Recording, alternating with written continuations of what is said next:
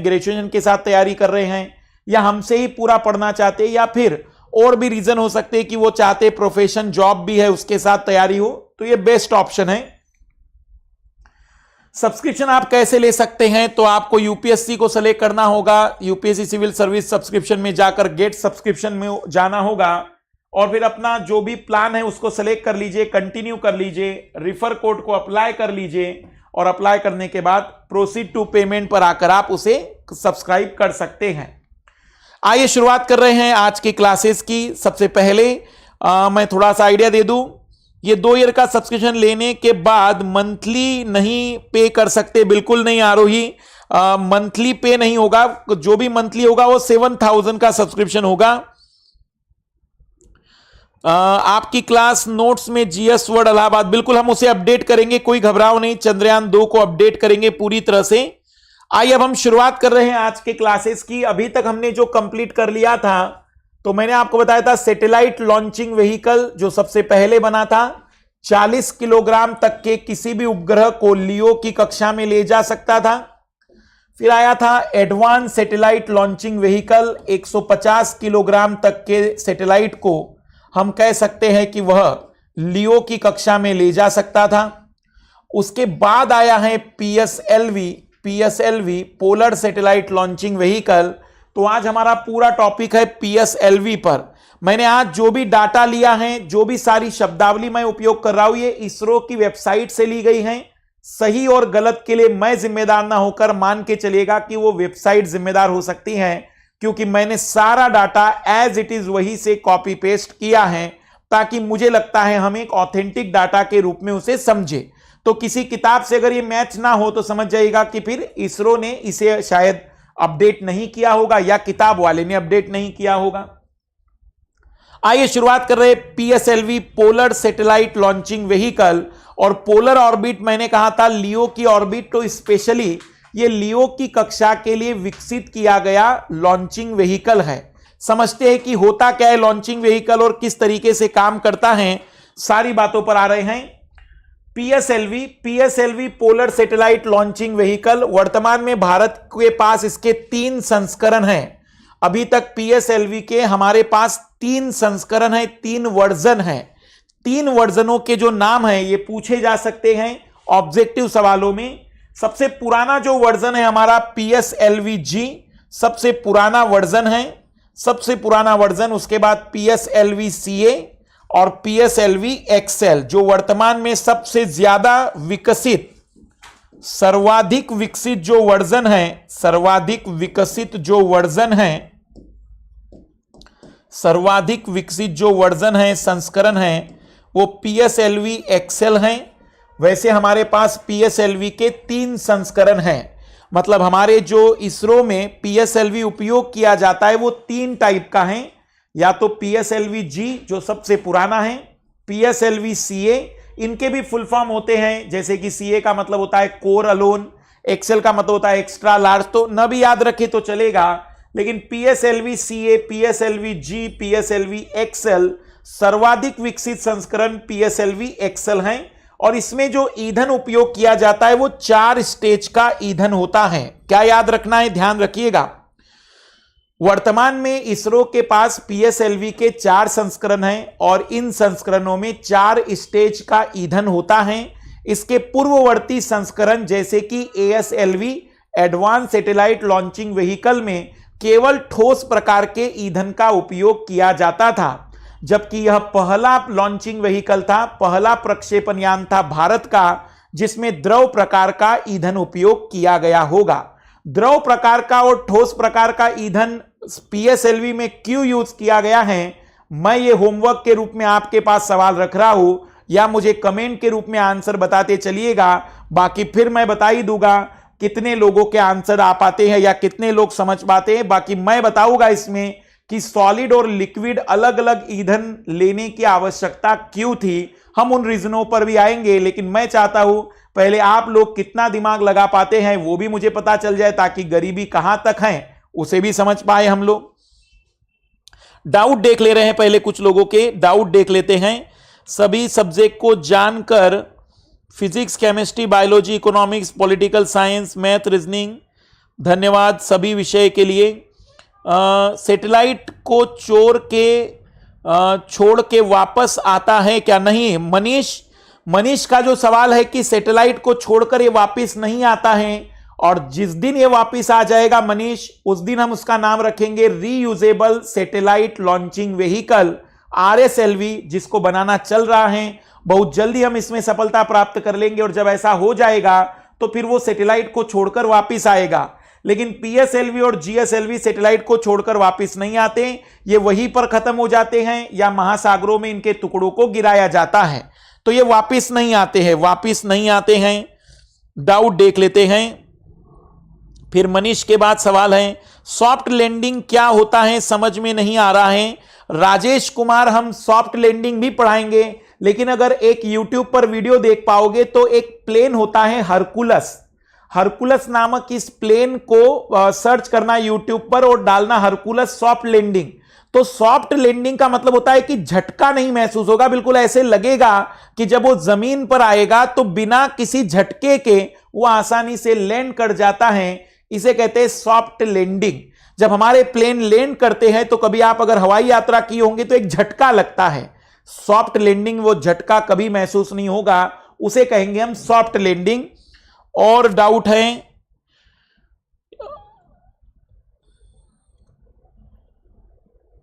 और कोई डाउट है? इजीली लिक्विड, ताकि इजीली ट्रांसपोर्टेबिलिटी, इसलिए लिक्विड होता है। निखिल का आया है द्रव से स्टार्ट होता है, फिर द्रव, मैं समझ नहीं पा रहा हूं। संजीव का आंसर, अलग अलग इसलिए यूज करते हैं ताकि कंट्रोल करने में आसानी हो जाए। बिल्कुल राहुल, लेकिन एकलौता कंट्रोल नहीं, बहुत से रीजन हम देंगे। PSLV C होता है, PSLV CA। Abhimanyu, PSLV C जो होता है वो तो नंबर है कि कौन से नंबर की उड़ान है, और PSLV CA उसका वर्जन है। कोर अलोन कहते हैं, कोर अलोन। तो किसी गंदी किताब में लिखा होगा तो याद रखना PSLV CA होगा। और अभी डाउट थोड़ा सा रोक दीजिएगा ताकि मैं फिर समझा सकूं आप लोगों को। द्रव प्रणोदक के रूप में, बिल्कुल हम सवाल ये कर रहे हैं कि आखिर जो अलग अलग द्रव जो यूज करते हैं वो क्यों? विभिन्न प्रकार के ईंधनों का प्रयोग गति को आराम से नियंत्रित करने के लिए, इसलिए इनका प्रयोग किया जा सकता है। बिल्कुल हम कह सकते हैं रास्ता भटक जाए तो नष्ट कर सकते इंडियन के, बिल्कुल हम कह सकते हैं, लेकिन अभी हम चर्चा करेंगे उस पर भी। लेकिन आइए पहले आगे बढ़ते हैं। तो PSLV के 3 संस्करण हैं, PSLV CA core alone, PSLV G, PSLV XL। XL सर्वाधिक विकसित है, ये सबसे पहला है। इसमें 4 स्टेज का ईंधन होता है। आइए जरा, ये चित्र हमने लिया है इसरो से ही। ये जो 4 स्टेज हैं, ये पहला स्टेज है, ये दूसरा स्टेज है, हम कह सकते हैं कि ये तीसरा स्टेज है, और ये चौथा स्टेज है।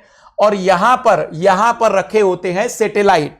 तो जैसे ये ऊपर जाएगा तो इसके एक एक स्टेज टूटते हुए जाएंगे, खत्म होते जाएंगे, और फाइनली कक्षा में केवल वही वाला स्टेज बचेगा। तो सब लोग अलग हो जाते हैं, केवल फाइनली ऊपर वाला स्टेज बनता है। हम गरीब लोग अगर इसे अपने चित्र के रूप में बनाना चाहें, क्योंकि ये तो टेक्नोलॉजी का यूज है, लेकिन अगर हम एग्जाम हॉल में इसे बनाना चाहेंगे तो ये कुछ इस तरीके से आप लोग बना सकते हैं, इसे कुछ इस तरीके से आप लोग बना सकते हैं।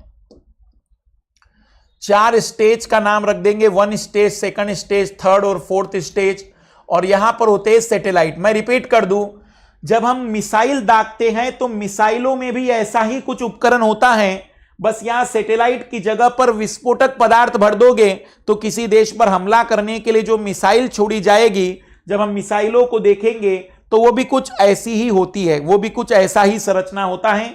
तो मिसाइल टेक्नोलॉजी और इस टेक्नोलॉजी में बहुत सारी समानता है। अगर हम बात करें तो इसे कहते हैं स्ट्रेट अप। ये जो है ना, ये स्ट्रेट अप होते हैं, स्ट्रेट अप।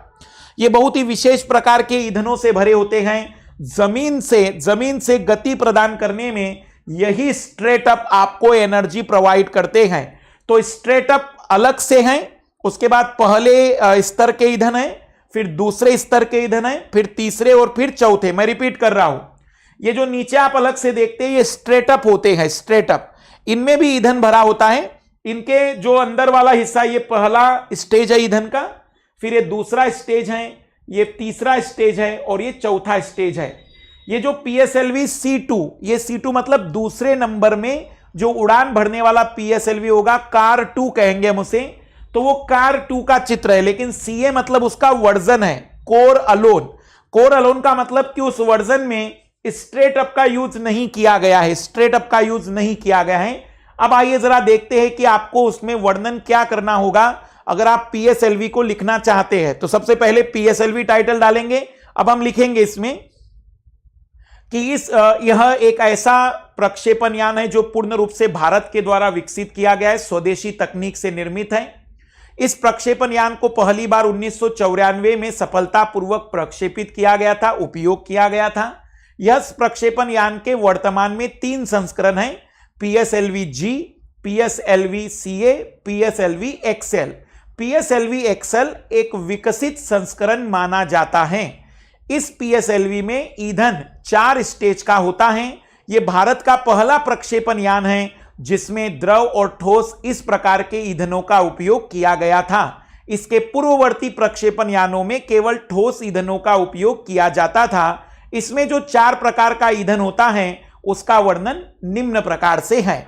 फिर स्टेज 1 पर आ जाएंगे और स्टेज 1 में सबसे पहले हम उन जो स्ट्रेट अप है उनको समझा रहा हूं मैं।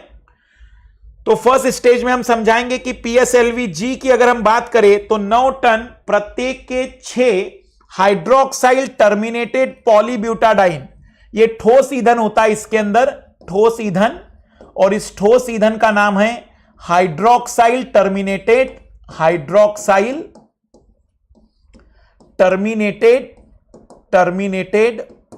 पॉलीब्यूटाडाइन। हाइड्रोक्साइल टर्मिनेटेड पॉलीब्यूटाडाइन आधारित ठोस स्ट्रेटअप मोटर्स का उपयोग किया जाता है। मतलब इसमें 6 मोटर्स होती है, जैसे आप गिनकर देख लीजिए, ये 1, ये 2, ये 3, ये 4, ये 5 और उस साइड से एक 6 है। तो इसमें 6 मोटर्स हैं, हर मोटर में 9 टन का ईंधन भरा है। 9 टन का ईंधन कौन सा है? ठोस ईंधन है, उसका नाम है हाइड्रोक्साइल टर्मिनेटेड पॉलीब्यूटाडाइन। इसे हम स्ट्रेप ऑन कहेंगे, मोटर्स का उपयोग करते हैं। जबकि जो PSLV XL वर्जन है, उसमें 12 टन मतलब यहां जो ईंधन है ये 12 टन का कर दिया जाएगा और 6 थोड़े से बड़े विस्तारित स्ट्रेट ऑन का उपयोग करते हैं। और PSLV CA core alone version, जो लोग डाउट थे CA होता है कि CA, तो CA कोर अलोन वर्जन किसी भी स्ट्रेट अप का उपयोग नहीं करता। उसका नाम कोर अलोन वर्जन क्यों रखा है? क्योंकि इसमें किसी भी स्ट्रेट अप का उपयोग नहीं किया जाता है। तो हम कह सकते हैं कि जो स्टेज 1 है, इस स्टेज 1 में ये जो संरचनाएं हैं ये एक्सेल में 12-12 टन के ईंधनों की भरी हैं। हाइड्रोक्साइल टर्मिनेटेड पॉलीब्यूटाडाइन होता है और यहां पर भी इस पहले स्तर पर भी यही ईंधन भरा होता है। मतलब यहां एक तरीके से ये जो 6 मोटर्स हैं ये भी अलग से काम करेगी और अंदर की जो स्टेज है उसमें भी हाइड्रोक्साइल टर्मिनेटेड पॉलीब्यूटाडाइन है। तो एक ठोस ईंधन का बहुत बड़ा स्ट्रोक, बहुत बड़ा थ्रस्ट, बहुत बड़ी शक्ति मिलेगी जिससे PSLV जम करके पृथ्वी के गुरुत्वाकर्षण क्षेत्र को पार कर सकेगा या इस पृथ्वी से हम उसे प्रक्षेपित कर पाएंगे। इसमें जो इंजन है उसका नाम है S139। 2 इंजनों के नाम याद रखने हैं। जब भी ठोस ईंधन होगा तो S139 इंजन का उपयोग किया जाता है। जब भी ठोस ईंधन होगा S139 ईंधन का उपयोग किया जाएगा। और जब भी लिक्विड ईंधन होगा तब हम विकास नामक इंजन का उपयोग करेंगे। तो इंजनों के नाम S139 और विकास नामक इंजन मिलेगा लिक्विड में। तो पहला स्टेज है, पहले स्टेज में स्ट्रैट अप भी होंगे, स्ट्रैप अप कहते हैं इसको, स्ट्रैप अप। और जो प्रथम ईंधन है उसमें भी हाइड्रोक्साइल टर्मिनेटेड पॉलीब्यूटाडाइन ठोस ईंधन का उपयोग किया जाता है। हाइड्रोक्साइल टर्मिनेटेड पॉलीब्यूटाडाइन फर्स्ट और थर्ड में सॉलिड रहेगा और सेकंड और फोर्थ में लिक्विड। जो लाल कलर से आप देख पा रहे हैं चित्र में वो लिक्विड होता है। तो क्या पहले तो दिमाग में इमेज बन पा रही है? संस्करण कितने हैं? दिमाग में ये इमेज बन पा रही है कि कितने टन के ईंधन भरे हैं, दिमाग में ये इमेज बन पा रही कि इसके इंजन का नाम क्या है। तो इसको समझते चलिएगा, इसको समझ चलिएगा। ये जो सारा डाटा है ये मैंने कहीं से रिसर्च ना करते हुए सीधा इसरो से लिया है, क्योंकि ज्यादा इसमें दिमाग लगाना इसरो को चैलेंज देना है, उससे ज्यादा बेटर है। इतना बढ़िया कंटेंट इसरो ने समझाया है, कोई जरूरत नहीं किसी किताब की। फिर पीएसएलवी अपने दूसरे चरण के लिए तरल रॉकेट इंजन का उपयोग करता है। तरल रॉकेट इंजन दूसरा चरण में लिक्विड है, जिसे लिक्विड प्रोपोर्शनल सिस्टम सेंटर के द्वारा विकसित किया गया है। Liquid professional system propulsion system centre के द्वारा विकसित है। इसका नाम है विकास इंजन। विकास इंजन, तो विकास इंजन इंजन का नाम है। और इसमें जो यूज किया जाएगा अनसिमेट्रिकल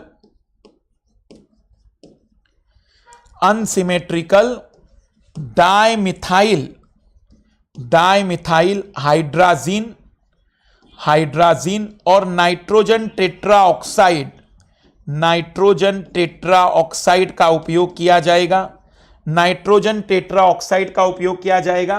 तो जो द्रव ईंधन के रूप में इसमें उपयोग होता है अनसिमेट्रिकल डाइमिथाइल हाइड्राजीन और नाइट्रोजन टेट्राऑक्साइड N2O4।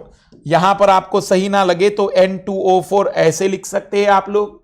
तो दूसरे चरण में विकास इंजन है, पहले चरण में S139 इंजन का उपयोग करेंगे। तो आप लिखेंगे कैसे इसको? आपने लिखा कि इसमें ईंधन निम्न चरणों का होता है। प्रथम चरण में ठोस ईंधन का उपयोग करते हैं, जबकि इंजन के रूप में S139 इंजन का उपयोग किया जाता है। इस प्रथम चरण में कुछ स्ट्रेट अप का भी उपयोग किया जाता है, जैसे कि PSLV G में 9 टन ईंधन वाले 6 स्ट्रेट अप का उपयोग करते हैं, जबकि PSLV XL में 12 टन ईंधन वाले 6 स्ट्रेट अप का उपयोग किया जाता है। यह पृथ्वी से उस प्रक्षेपण यान को प्रक्षेपित करने में थ्रस्ट, महत्वपूर्ण या आवश्यक थ्रस्ट का निर्माण कर देता है, जिसके कारण इन उपग्रहों को प्रक्षेपित किया जा सकता है। तो इतना लिखना चाहिए था आपने स्टेज 1 में। वहां पर आप एक और चीज लिख सकते हैं कि इसमें ईंधन के रूप में ठोस ईंधन हाइड्रोक्साइल टर्मिनेटेड पॉलीब्यूटाडाइन का उपयोग करते हैं। फिर आप आ जाएंगे दूसरे पर कि दूसरा चरण, इसमें द्रवीय ईंधन का उपयोग किया जाता है। द्रव ईंधन के रूप में यहां पर unsymmetrical dimethyl hydrazine, nitrogen tetroxide का उपयोग करते हैं। साथ ही साथ यहां पर जो इंजन है उसका नाम विकास इंजन रखा गया है, जिसका जो निर्माण है लिक्विड प्रोपल्शनल सिस्टम सेंटर के द्वारा इसे विकसित किया गया है। और इसका हम कहेंगे कि यह पहला विकास इंजन है जो इस PSLV में उपयोग किया गया था। अब हम इसमें आगे बढ़ रहे हैं तीसरे इंजन की ओर, लेकिन उसके पहले डाउट देख लेते हैं तीसरे स्टेज की ओर। ऑफलाइन क्लासेस लेनी है, गुमनाम अगर हमारी ऑफलाइन क्लास तो शायद ही मिल पाएगी। ऑनलाइन क्लासेस ही अभी हम चलाते हैं, केवल ऑफलाइन क्लासेस बंद कर दिए लगभग।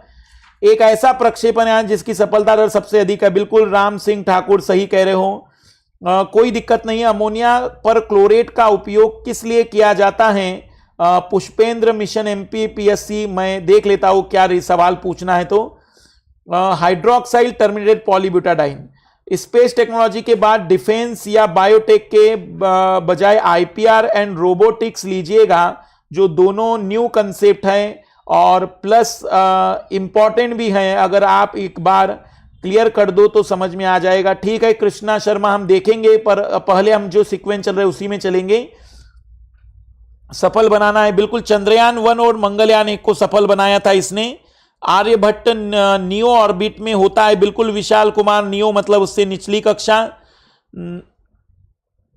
शॉर्टकट में ही लिखा हो तो नंबर मिलेंगे, बिल्कुल संजीव, लेकिन शॉर्टकट में का मतलब आप मेन पॉइंट को न छोड़े। शॉर्टकट का मतलब मेन पॉइंट नहीं छोड़ेंगे।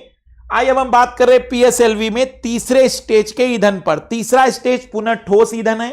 ठोस ईंधन के रूप में हाइड्रोक्साइल टर्मिनेटेड पॉलीब्यूटाडाइन, इंजन के रूप में S139 का उपयोग किया जाता है। यहां पर याद रखना है कि PSLV का तीसरा चरण एक ठोस रॉकेट मोटर है, जो लॉन्च के वायुमंडलीय चरण के बाद ऊपरी चरणों को उच्च गति प्रदान करता है। आपको यह पॉइंट याद रखना है कि ये जो दोनों चरण थे ये वायुमंडल को पार करने के लिए लगते हैं, जबकि तीसरा चरण जो होता है वो जो ठोस ईंधन है अब वायुमंडल को पार कर चुका है हमारा एक तरीके से प्रक्षेपण यान, तो अब वो आगे अपने प्रक्षेपण यान को आगे बढ़ाने के लिए जो ऊर्जा चाहिए वो तीसरे चरण से प्राप्त करेगा। तो तीसरे चरण के बारे में इंपॉर्टेंट बात याद रखिएगा कि वायुमंडलीय चरण के बाद ऊपरी चरणों को उच्च गति प्रदान करता है। वायुमंडलीय चरण के बाद ऊपरी चरणों को उच्च गति प्रदान करता है ईंधन वही, और इंजन का नाम भी वही है S-139। फिर चौथा चरण है पीएसएलवी का सबसे ऊपर का चरण, जिसमें दो तरल इंजन का उपयोग किया जाता है, और दो तरल इंजन के रूप में यहां पर फिर से unsymmetrical dimethyl hydrazine plus nitrogen tetroxide का उपयोग किया जाता है।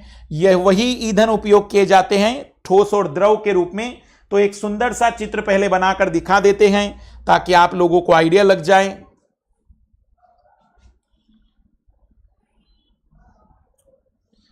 अगर अपने आप किताबों में बनाना चाह रहे हैं, अपनी कॉपियों में बनाएंगे, तो वो जो चित्र उन्होंने दिया है डीआरडीओ ने वो तो नहीं बना सकते हम लोग। तो हमें तो मेंस के नज़र से समझना है कि हम गरीब लोग चित्र कैसे बनाएंगे।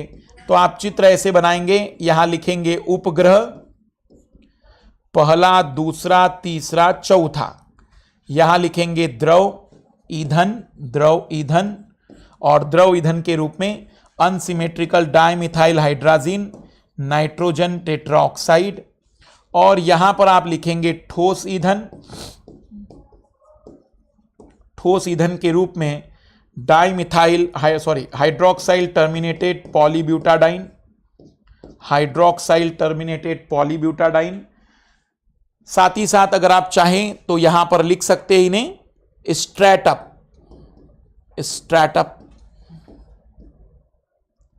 तो ये ऊपर ले जाने में मदद करता है। तो एक चित्र अगर आप बनाना चाहें इस प्रकार का चित्र आप बना सकते हैं।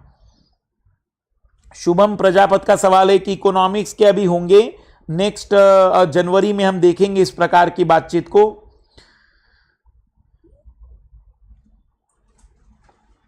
उसके बाद हैं एनसीईआरटी नहीं पढ़ाएं, आज अभिषेक डेली नहीं रहेगा लेकिन हम जल्दी एनसीईआरटी को लेकर आएंगे, पर अभी संडे के संडे हम एनसीईआरटी को कवर करेंगे। प्रक्षेपण यान की मदद से भारत ने मिसाइल तकनीक का भी विकास किया गया है जो पूर्ण रूप से स्वदेशी नहीं। बहुत बढ़िया। कितने वजन तक का सैटेलाइट जा सकता है? पुष्पेंद्र अभी हम आ रहे उसी पर, कितने वजन तक का होगा? गैस नहीं मिलती तो उसमें क्यों नहीं हो सकता राहुल? गति करने के लिए ऊर्जा चाहिए, और ऊर्जा के लिए गैस का मिलना कोई जरूरी नहीं है, क्योंकि यहां जो ईंधन है उस ईंधन के बर्निंग के लिए, उस ईंधन के जलने के लिए इसके पास सफिशिएंट अमाउंट में ऑक्सीजन होता है। अब हम आ रहे हैं इसमें समझने पर। अब जरा समझिएगा पीएसएलवी के बारे में।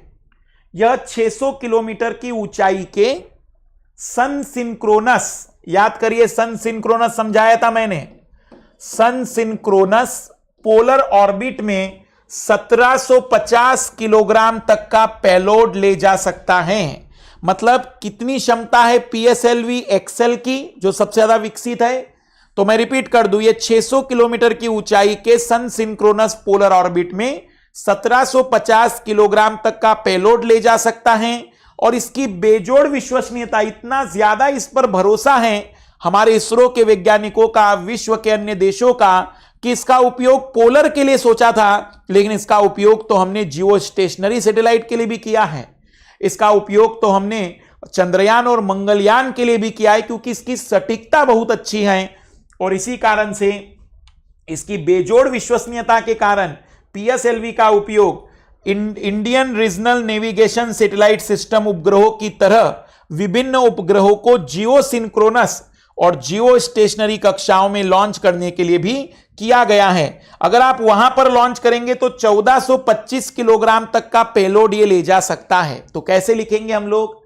यह प्रक्षेपण यान 1750 किलोग्राम तक के उपग्रहों को लियो की कक्षा में स्थापित करने की योग्यता रखता है। वही 1450 किलोग्राम तक 1425 किलोग्राम तक के उपग्रहों को यह जियो स्टेशनरी या जियो सिंक्रोनस कक्षाओं में भी प्रक्षेपित कर सकता है। तो ठीक ठाक इसकी क्षमता है, ठीक ठाक इसकी क्वालिटी है, इसी कारण से हम कह सकते हैं कि इतनी क्षमता इसके अंदर है।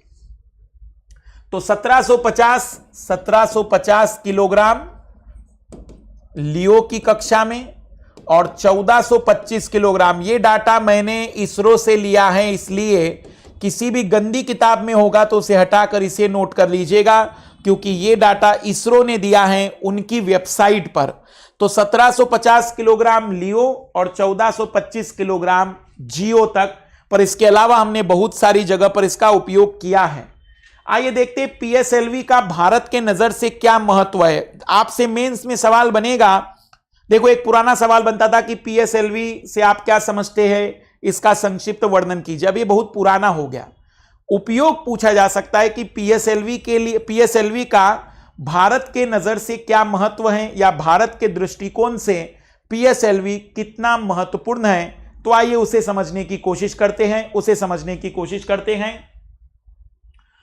Polar satellite launch vehicle Bharat की तीसरी पीढ़ी का लॉन्च व्हीकल है। तीसरी पीढ़ी तो दो पीढ़ियां कौन सी हो गई, एसएलवी और एएसएलवी। एसएलवी पहली पीढ़ी के लॉन्चिंग व्हीकल हैं और एएसएलवी दूसरी पीढ़ी के लॉन्चिंग व्हीकल हैं। ये तीसरी पीढ़ी के लॉन्चिंग व्हीकल हैं। यह तरल चरणों से लैस होने वाला पहला भारतीय प्रक्षेपण यान है। यह तरल चरणों से लैस होने वाला पहला भारतीय प्रक्षेपण यान है, पहला इंडियन लॉन्चिंग व्हीकल है जिसमें लिक्विड ईंधन का उपयोग किया गया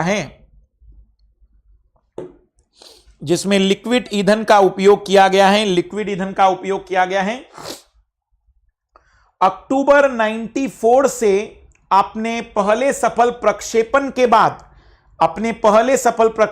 बाद पीएसएलवी जून 2017 तक लगातार 39, 2017 के बाद पहली बार असफल हुआ था। लगातार 39 सफल मिशनों के साथ भारत के विश्वसनीय और बहुमुखी उपग्रह प्रक्षेपण वाहन के रूप में उभरा है। क्या वर्णन कर सकते हैं हम इसका? सबसे खूबसूरत वर्णन आपकी इसरो ने दिया है।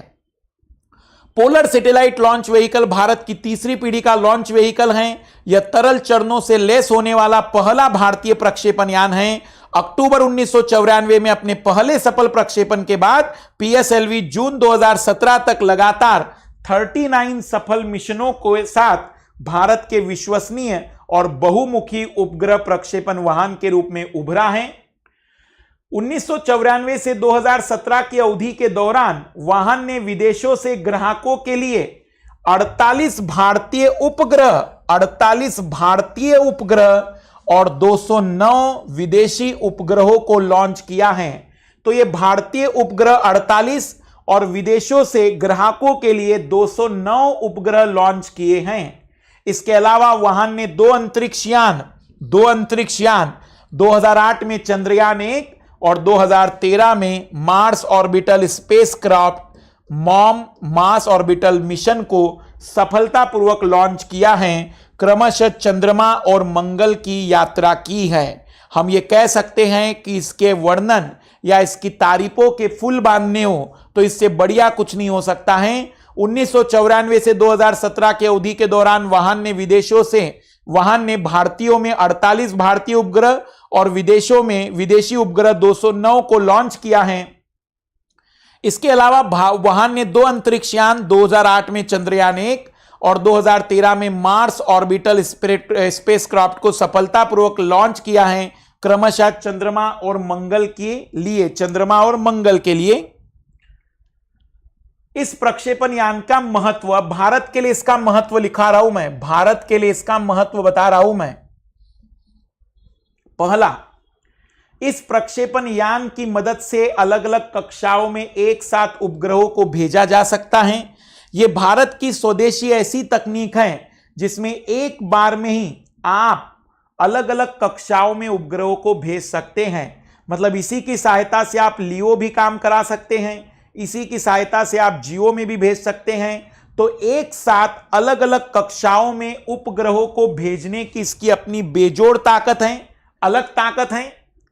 इस प्रक्षेपण यान की तकनीक पूर्णतः स्वदेशी है। इसी तकनीक ने भारत में मिसाइल तकनीक क्षेत्र में तीव्रता से वृद्धि की है। तो हम ये कह सकते हैं कि इसी के कारण भारत मिसाइल क्षेत्र में भी अपने आप को मजबूत कर पाया, क्योंकि जब इसका सफलतापूर्वक कार्य हुआ तो विकास इंजन और S-139 इंजनों का उपयोग हमने मिसाइल टेक्नोलॉजी में भी किया और धीमे धीमे हमारी मिसाइल टेक्नोलॉजी की जो रेंज है वो बढ़ती चली गई।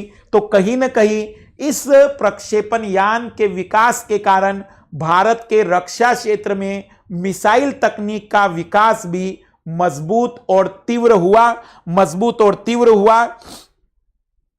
तीसरा, इस प्रक्षेपण यान ने भारत के चंद्रयान-1 मंगलयान के उपग्रहों को पृथ्वी की कक्षा के बाहर प्रक्षेपित किया तथा भारत ने उपग्रहों पृथ्वी के गुरुत्वीय क्षेत्र से बाहर प्रक्षेपित करने की क्षमता विकसित कर ली।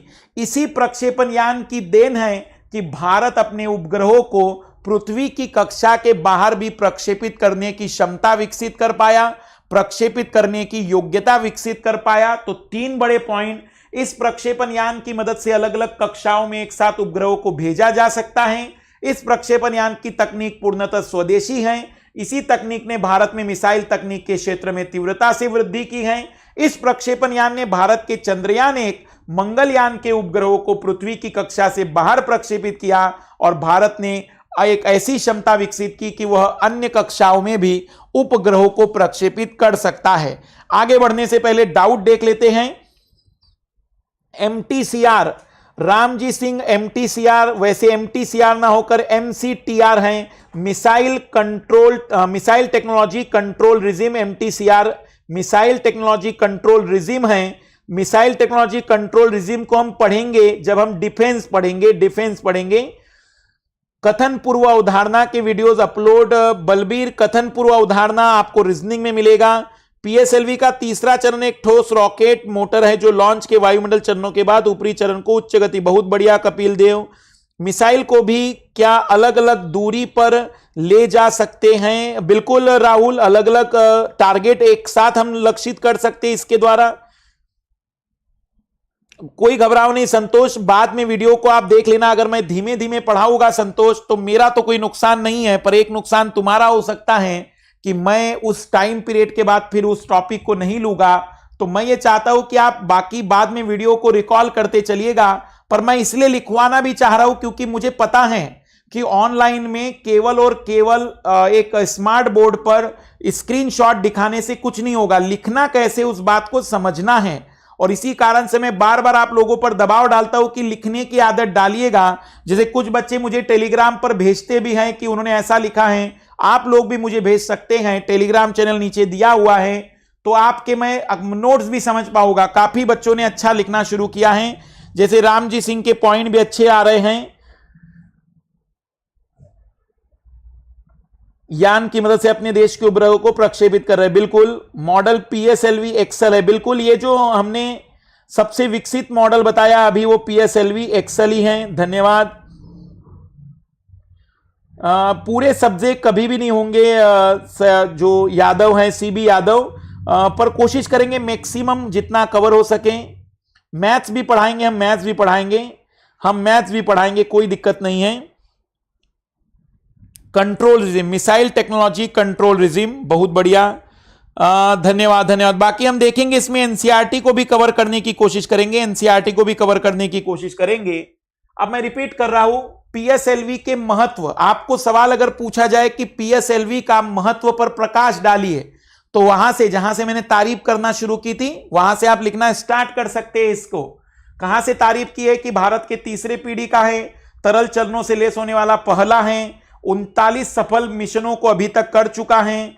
फिर उसके बाद आप कह सकते हैं कि 2017 तक कितने उपग्रहों को लॉन्च किया है, मार्स ऑर्बिटल मिशन चंद्रयान-1 को लॉन्च किया है। अब महत्व कह सकते हैं, पॉइंट वाइज लिखेंगे आप कि अलग अलग कक्षाओं में एक साथ उपग्रहों को भेजा जा सकता है। स्वदेशी तकनीक है तो मिसाइल तकनीक का भी विकास हो गया। इस प्रक्षेपण यान ने भारत के चंद्रयान-1 और मंगलयान के उपग्रहों को भी पृथ्वी के बाहर की कक्षा में प्रक्षेपित किया।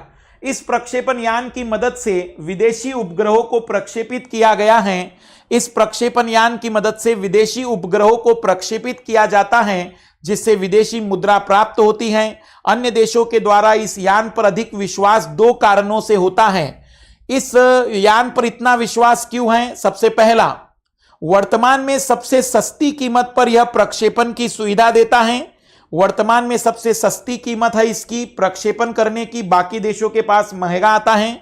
जबकि इसकी सटीकता गुणवत्ता किसी भी देश के अन्य प्रक्षेपण यान से सबसे बेहतर है।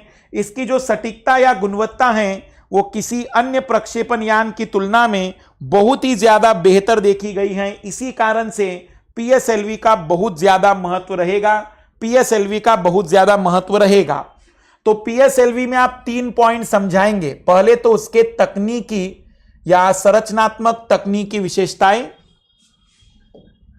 पहले में आप समझाएंगे 3 पॉइंट के रूप में।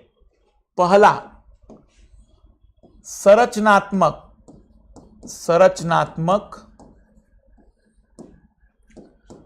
तकनीकी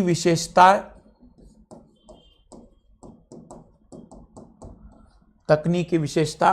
दूसरा, संरचनात्मक तकनीकी विशेषता के बाद आप यह कह सकते हैं इसमें कि दूसरा, इसमें आप इसके महत्व को लिख सकते हैं कि इसका महत्व क्या है।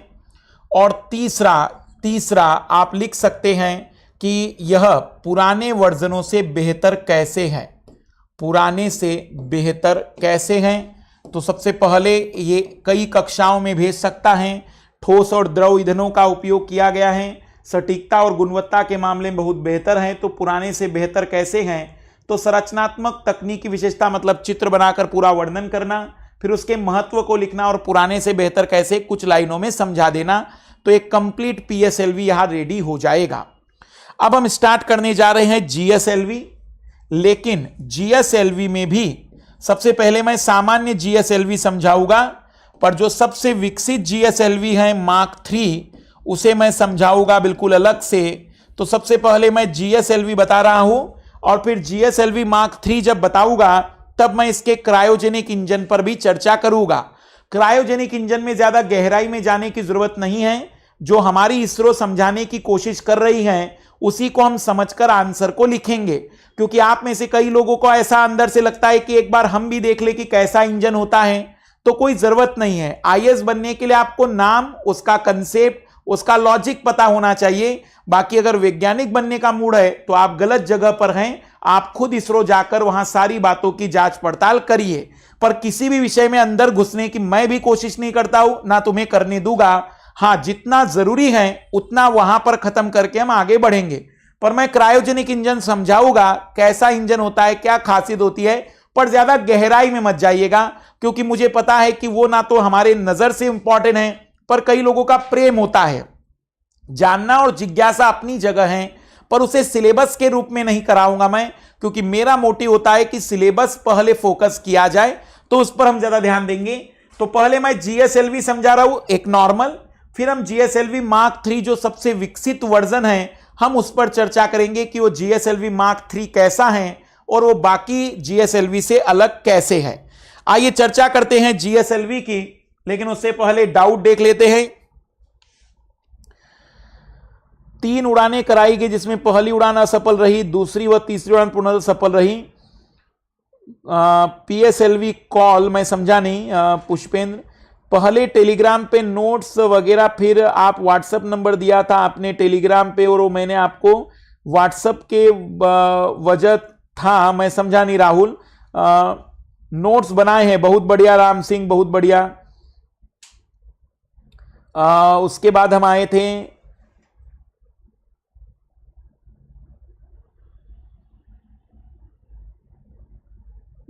संजीव, उसमें जो क्लासेस होती है वो आप देख सकते हैं, डेमो क्लासेस के रूप में आइडिया लग जाएगा कि कैसे वहां पढ़ाया जाता है। व्हीकल मार्क 2 भारत द्वारा विकसित किया गया सबसे बड़ा लॉन्चिंग व्हीकल है। नहीं कपिल देव, मार्क 3 कहेंगे। मार्क 2 पहला कह सकते हो, तुम पहला कह सकते हो, लेकिन मार्क 3 सबसे जरूरी है।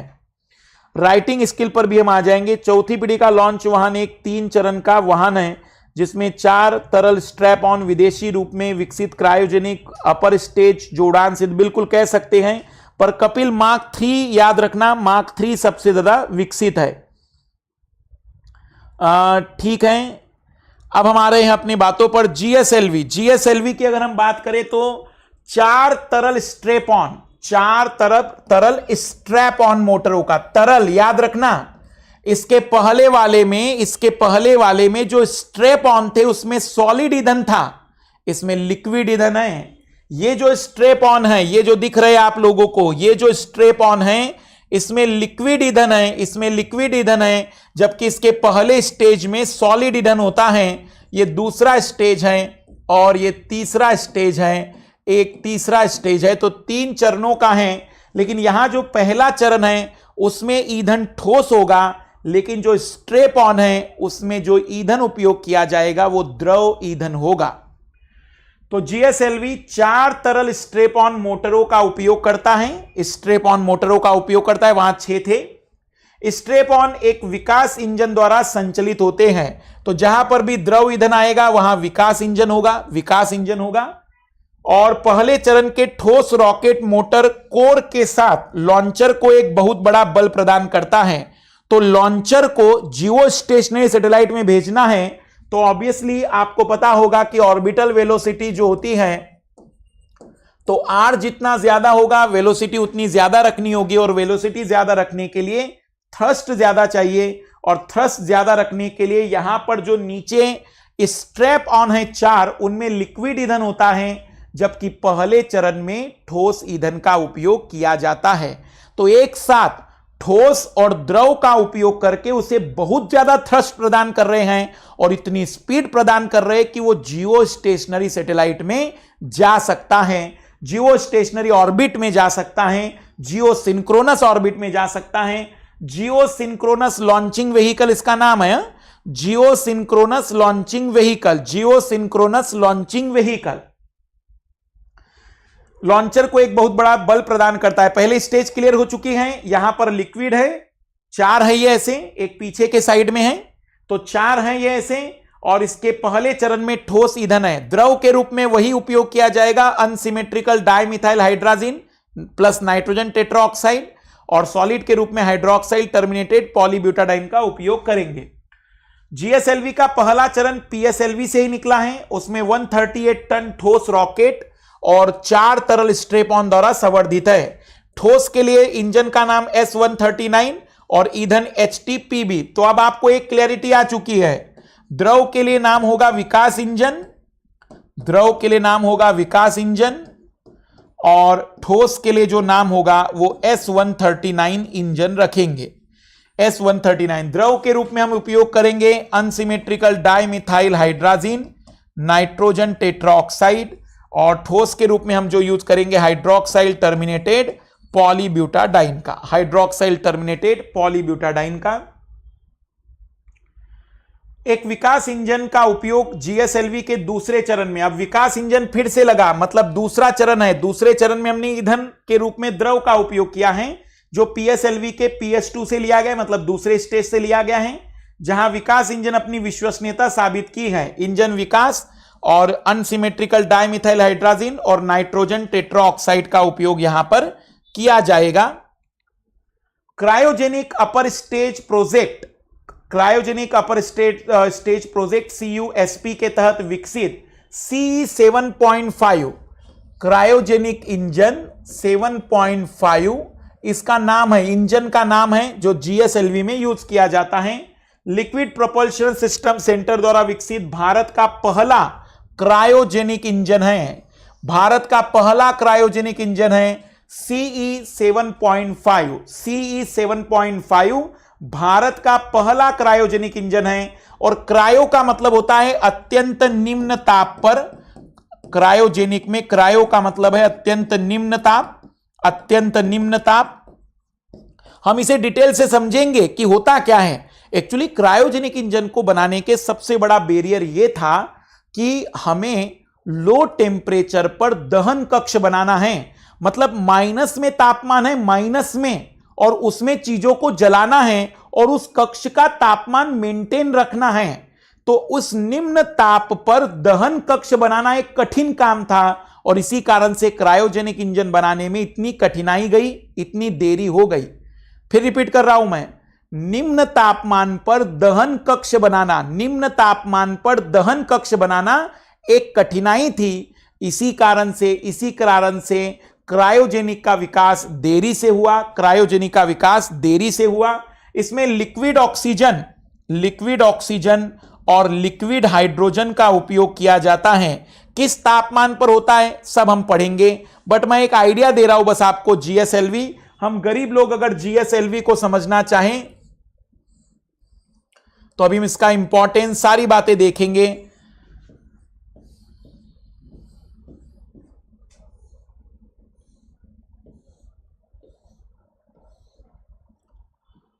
तो इसमें 3 स्टेज है, 3 ही स्टेज बनाइएगा, इसको मत बनाइएगा।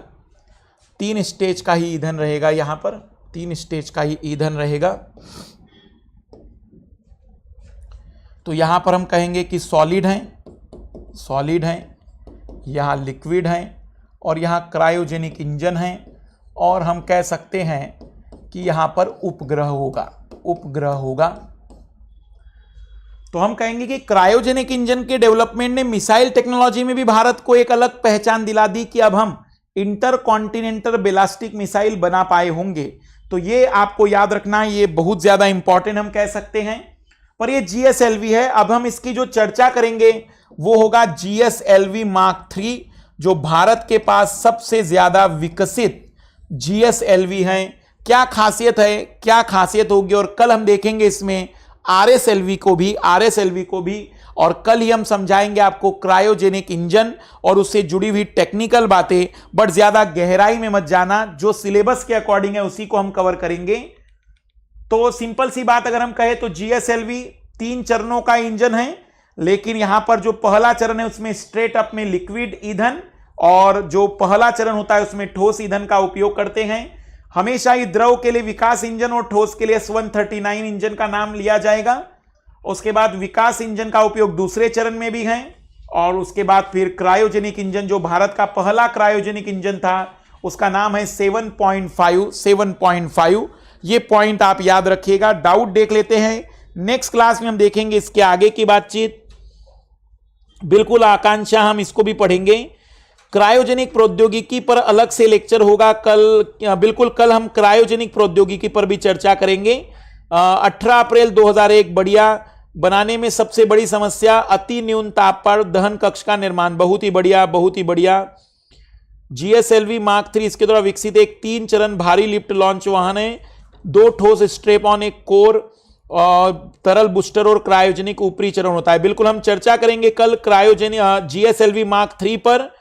प्रभाव पर देखो संजीव, प्रभाव पर जो आपने देखा है और प्लस पर जो देखा है, मुझे लगता है कि प्लस आप ज्यादा अडॉप्ट करेंगे। पहली बार ऐसा लगता होगा कि थोड़ा सा अलग होगा, लेकिन मुझे लगता है कि प्लस पर आपको ज्यादा बेटर समझ में आ जाएगा जब आप प्लस का डेमो क्लासेस देखेंगे। कई बच्चों को ऐसा था कमेंट्स, लेकिन मैंने जो महसूस किया है, एक्चुअली हमारी हैबिट बोर्ड पर पढ़ने की, इस कारण से ऐसा लगता होगा, लेकिन अगर आप उसे समझेंगे तो धीमे धीमे उस पर आपकी हैबिट हो जाएगी और वो भी आपको एक बेस्ट ऑप्शन लगेगा। बट बाकी आपकी मर्जी है। मैं बार बार कहता हूं कि अच्छा मौका है, तैयारी अगर आपको करना है तो अभी भी यूपीएससी की तैयारी हम अगले 6 महीने में पूरा कर सकते हैं। जितना ज्यादा बेटर हो सके अपनी तैयारी को नया आयाम देने के लिए शुरुआत कर सकते हैं आप हमारी क्लासेस के साथ। अब हम 13 तारीख से स्टार्ट करेंगे इसमें इकोलॉजी एंड एनवायरनमेंट, लेकिन हमारे प्रभाव पर अभी टेक्नोलॉजी चलेगी। हाँ, लेकिन मैं जो सोच रहा हूं कि कभी मैराथन के रूप में एनसीईआरटी को जरूर कवर कराएंगे। कक्षा 6वीं की एनसीईआरटी को कोशिश करेंगे कि जल्द से जल्द कवर करा दे। आप लोगों ने जिस तरीके का रिस्पांस दिया है और आप लोगों ने जिस तरीके से उसे पसंद किया है, मैं चाहूंगा कि शेयर और लाइक बढ़ाते चलिएगा। यकीन मानिए, किसी भी वीडियो का 50,000 1 वीक में हो जाता है, या किसी भी वीडियो में 1 लाख व्यू 1 वीक में हो जाता है, तो फिर वो सब्जेक्ट मैं कंप्लीटली कवर कराऊंगा अनअकैडमी स्टूडियो प्रभाव पर।